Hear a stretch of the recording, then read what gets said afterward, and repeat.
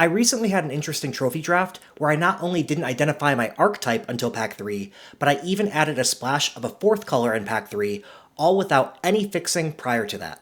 I then played a close game against MTGNerdGirl, a well-known Twitch streamer. In today's episode, I'll quickly review my draft, reasoning for each pick, and final deck. In our next episode, we'll review my recorded gameplay against MTGNerdGirl. In what might be the weakest pack 1 pick one ever made, I chose Aetherdrift. Part of this was that I haven't actually played Aetherdrift yet and wanted to try it out. But the other part is that I actually think this is a reasonable pick in this pack. Aetherdrift is winning at a C+ clip, and the only monocolored card performing better than it is Momentum Breaker, barely eking it out at a B-. The only deck in which Momentum Breaker actually performs above a C+ is in red-black, so to some extent it's a bit of a secret gold card. Now the real pick is probably Veteran Beast Rider, since it's an A in green-white, and about a C+ as splashable in any other archetype. But like I said, I really wanted to try out the Siphon. Pick 2, we get an easy Chandra. She's about an A in every deck, and while I do really like to see signals in later picks to ensure the red path is open, being past a Chandra pick 2 is a pretty good reason to start favoring red moving forward. So pick 3, I favor red and take Crash and Burn, which is one of the better cards in the pack anyways. Pick 4, there's no great red card here, but there's a couple of reasonable black cards, and black is the color I prefer to pair with red. Let's take Grim Bauble. Pick 5, there's a lot of white cards in the pack, but I really don't want to pair red with white if I can avoid it. There's a reasonable black and red card in the pack, but the most powerful cards are both green. Molt Tender and Migraine Ketrodon are both strong. I prefer the Ketrodon and take that. I'm now favoring red-green. Pick 6, I like Veloheart Bike, but I really like Maximum Overdrive in a black-red deck, so I take Maximum Overdrive. Pick 7, the best card in the pack is Ride's End, and I could consider taking it to splash, but I'm already waffling and don't know how long I'll continue to do so. I took Broken Wings because I'm happy with my first copy of that and still am favoring green. However, I do think I made a mistake. I think Night Market is the best pick to open me up to more colors and delay the decision for what colors I'll end up in. Pick 8, I stay on my green path. If I'm red-green, Bestow Greatness performs at a C+ clip there. Pick 9, I don't really want another Broken Wings, and Mutant Surveyor is exactly what you want in black-red, so I take that. Pick 10, Streaking Oil Gorger and Risky Shortcut are both cards you want in max speed decks. I like Streaking Oil Gorger more as a win condition, and I take that. Pick 11, I gamble on Bestow Greatness in case we're green. And pick 12, Aloxodon Surveyor. Pick 13, I'm not considering white, so I pass that to my friend on my left as a signal. And we move on to Pack 2. Pack 2, we open up a second Chandra. Admittedly, we saw very little red in pack 1. We only really saw black and green. And there's a Broodheart engine right there for the black-green deck. What should we do? Let's consider our options. We can draft black and green and hope to be hooked up the remainder of the draft. That said, the black and green cards we do have don't actually make a great black-green deck. We have nothing we're all that interested in recurring from our graveyard, and our cards, especially those we saw late, are more focused on getting to max speed with black or overpowering with trample and green. We look much better as a red-black or red-green deck than we do as a black-green deck. This is where the principle of only fight for one color at most comes into play. See the video in the link above or in the description below for more details on that principle. The power of 2 Chandras is too much to pass up. I'm going to take that second Chandra and hope to play her as a main color. I could splash her, but again, we're not looking great as a black-green deck anyways.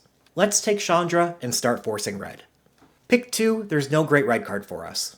We'd love Hour of Victory, Mutant Surveyor, or Runover, but we're not sure if we'll be black or green. However, there is a Market Backwalker that'll be good in either deck, and we take that. Pick 3, the cards in consideration are Endwriter, Spikespitter, or Spinout. The Spikespitter fits our plan of drafting red when possible, but Spinout is too much better. I put a premium on removal that can deal with anything in the set. I take the Spinout. Pick 4 is a reasonably easy Crash and Burn, and pick 5, another Spinout. Pick 6, a Mutant Surveyor, as we're now trending red-black, but notice the Hazard of the Dunes and Pothole Mole still in the pack. They're tempting, but we're on a decent red-black track and don't want to give that up. But in pick 7, the green keeps flowing. Runover is one of green's best commons, and we take that. Pick 8, Endwriter Catalyzer, is a pretty easy pick to help us start our engines. Pick 9, we've been waffling enough that I want to ensure we pick up playables, and Aether Jacket is a reasonable playable. Pick 10, Reckless Velocitor, is another playable. Pick 11, Beast Rider Vanguard, is a good green common. Pick 12, Loxodon Surveyor, is a playable in our green deck. And pick 13, we signal we're not playing white. Now let's take stock of our deck after pack 2. We have a deck of good cards. 8 green, 7 black, and 6 red. Our green and black don't play well together, and our red is most powerful, so we're going to force red. We could still be red-black or red-green. Our red-black deck is looking quite a bit more powerful and is what I'm going to favor going into pack 3. But we did see a lot of good green cards tabling. What direction will pack 3 take us? Pick 1, we know we're red, and we see red's best common. There's lots of other cards I'd like to take, most notably in black, but I'm going with Thunderhead Gunner. Pick 2 is where I see the opportunity for a creative splash. Regular viewers will know I'm a sucker for Haunt the Network. It's my favorite uncommon in the format. But we have 3 problems. We're almost split equally amongst red, black, and green, so introducing another color is rough. We also have 0 fixing at this point, and we only have 2 artifacts. Why do I want Haunt the Network? My 2 Chandras can generate a vehicle every turn. As long as I can pick up some fixing, I think we can build a strong max speed deck with a Haunt the Network finisher. Pick 3, we're past another Haunt the Network. All we need to complete this deck is to pick up fixing, and the rest of the deck we can fill out with filler. Pick 4, Intimidation Tactics is strong. Pick 5, we see fixing and we take it. I'd also like the starting column, but I'd rather that a land fix me than that. Pick 6, we get an Oil Gorger for a max speed plan. Pick 7, we fill out our 2-drop slot with Deathless Pilot. Pick 8, we continue our max speed plan with Mutant Surveyor. Pick 9, there's nothing for us. Pick 10, we pick up more filler we likely won't play. Pick 11, more filler we're likely to play with Aether Jacket. Pick 12, more filler we prefer not to play. And pick 13, starting column saves the day. This should be enough fixing for us. Pick 14, we get a Wreck Remover if we need it. Now let's review our deck. We're an interesting mid-range deck with the ability to push damage turns 3 and 4 in mostly unblockable ways to increase our speed. We prefer to stall the board, kill evasive threats with Spin Out and Crash and Burn, and generate value with Chandra, and then win with Streaking Oil Gorgers and Haunt the Network. We were able to get a reasonable mana base with 9 black sources, 8 red, and 4 blue with starting column. This deck played well and went 7 and 2. I didn't play it perfectly, and in fact had a very interesting game against MTGNerdGirl. Matt will review that recorded game in an upcoming episode to explain in retrospect what plays I could have made differently. I feel gameplay is my biggest leak in my game, and it's something I'm looking to improve. So you might see some more gameplay videos on this channel in the near future.